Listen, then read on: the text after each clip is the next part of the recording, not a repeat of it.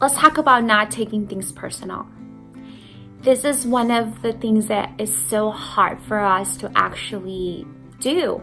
And I know for sure that for me, this has been something that I've been working on for a long time. And I'm pretty proud of myself for actually doing very good so far. Right now, I feel really content with not taking things personal. And the thing is that when someone's mad at you and they're really expressing anger, they're really not mad at you, but they're actually mad at the situation. And as us, as compassionate beings that we truly are, our job is to really step back and really take it all in what they're saying and really seeing it with compassion. Really allowing them to speak, to listen, and to not blur out just anything, but just truly being compassionate. When we step into this compassionate role, we don't take things personally because we know they're not really expressing anything about us. They're really expressing what they feel about the situation or what they feel within themselves. It is very true that when you say something about someone, when you judge someone, it's really because you're judging yourself. And I catch myself nowadays when I say something about someone, I'm like, oh, do I see that in myself? And then I look around of all the actions that I have done and I said, oh yeah, I did do this, I did see me like that. And then a great example would be like I called someone a liar. So when I called that person a liar, when I look back, and I'm a very honest person. I am a very honest person now. I really feel that honesty is very important, and because it's integrity, and when you have integrity, you actually are a happy person, and you really can live your life good if you have that integrity within you. And when I called this person a liar, I did realize that in my past actions I did lie. So I was expressing what I saw in myself before when I called this person a liar. And even though that person may be expressing themselves in a way that I don't agree with, it is not my place for me to call them a liar. It's my place to really see them with eyes of love, to see them with eyes of compassion, and really step into my heart.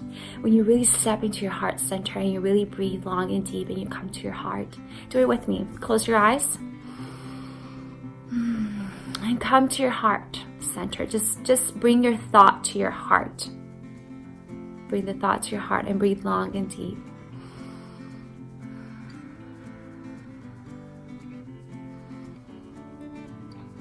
Get in touch with that heart. You should feel grounded. You should feel the space of love. You can open your eyes now. And you just feel the difference. You feel more loving, more open, more receptive, more contentment.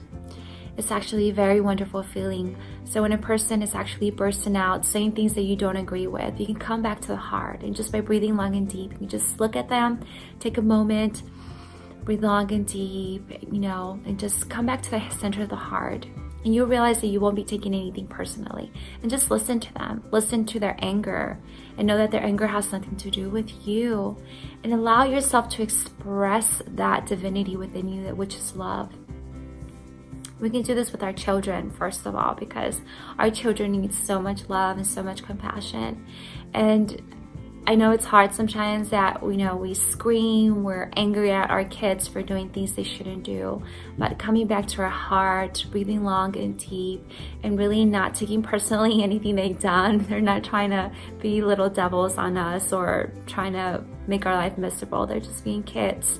When we can come back to that space, that love, we can truly just let go and just truly be ourselves. So not taking things personally, that's our ego. Our ego wants us to take things personally. Our ego gets hurt. Our ego gets its feelings hurt. And our true self, our truest self, which is perfect and divine, does never take things personal. It always speaks from the heart. It always sees beauty, and it always reveals the gifts it has, which is love. And I speak a lot about love, but true love is beautiful. And our beings are made of true love. And this, boyfriend and girlfriend type of love is that, it's go back and forth or love hurts and stuff like that. It's not true. True love is beautiful. It's this experience of filling your soul with so much divinity. And I don't know if you've gone to churches or you've gone to spaces where you have hiked and you just felt this spirit within you that just gives you goosebumps and you just feel so content. That is the Holy Spirit. That is love.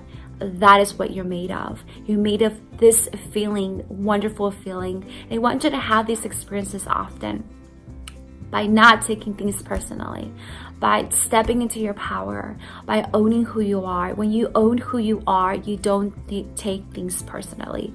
So when you're getting in a fight with someone, when someone at the grocery store rolls their eyes at you, or someone in a car is being mean to you or honks at you, you really can't take things personally. You have to have compassion for what they're going through. And most of the times, it has happened to me several times where I judge someone. It happens to all of us. Maybe they're trying to think of a time where a person was rude to me, and I said something judgmental because of that person being rude to me, and then I found out that person had some sort of disease, and then I felt so horrible for not realizing that they were not really actually trying to say that to me, that the way that they were feeling made them say what they said to me in that tone of way. But if the person would have said it differently, I would have not taken that personally. But what about I don't take it personally either way? If the person says it this way or that way, it doesn't bother me at all. What about when I walk into a room and I see a person that I know of and they don't say hi to me, and I don't take that personally either? Because it's not about me, it's about them. And when we come in compassion, when we know that it's not them trying to be this way, that's just how it is, and that that I'm going to always express the expression of love, then things always appear good, and things are always going to be wonderful, and things are always going to align to what I need for my life, which is happiness, joy, love, contentment. And that's yoga for you. Truly, that is yoga. Yoga is about living a life of integrity, living a life of love, of joy, of happiness, living a life of dharma, which is really stepping into our true purpose and living it with integrity. That is what we're meant here to do. So don't take things personally when the person's being mean to you. Be compassionate and think about what they're going through in their lives. What's up with them? And why don't we ask them, are you okay? Is something happening that we want to talk about? I'm open ears. We can talk about anything, and see how their heart will kind of melt to yours. See what they really feel, or what's going on. It's really going to come through if you just listen. If you listen with an open ear, with an open heart, when you don't interrupt them, when you just really listen. Listen, communicate with an open heart. Let your heart be the expression of God within you. Let your heart be that love that resonates in your being. These are the wonderful things about you. This is who you truly are. And I'm so grateful to be part of you, as I'm so grateful that you are part of me. And I'm so grateful that we are in this world together, and this time right now where changes are happening, where people are awakening to the truth of their being. And their truth about their being is that they are divine. And I love the word divine, and because it resonates exactly who we are. It sprinkles and glitters and shines, and it's just beautiful. It's a light that's so big and is so magnifying that illuminates the world, and this is who you are, and you need to awaken to this truth. When you awaken to this truth, you will realize the potential of your being, and you will step into your life purpose, because you're not meant to be this person of lack. You're not meant to be asking for money. You're not meant to be working for $8 an hour. You're not meant to, even though it's okay to do those things, but you're meant for much more. You're meant to really step into your power and step into your life purpose. You're not meant to be getting drunk every single day or on the weekends, or you're not meant to live a life of chaos, of darkness, of drama, of gossip. Those things are horrible and they're draining. They're so draining. And I lived that life before. I lived the life of gossip, of drama, of getting drunk all the time. And yeah, you know, if you want to have a couple of drinks here and there, go on, have it. But living a life of that world, which is, it could be so draining, of that world of out there where it drains you with the gossip and all that stuff. So that is not the life you're meant to be. That is not the life you're meant to live. So stop taking things personally. Take compassion instead. Take love instead. And really look from a point of God, of divinity.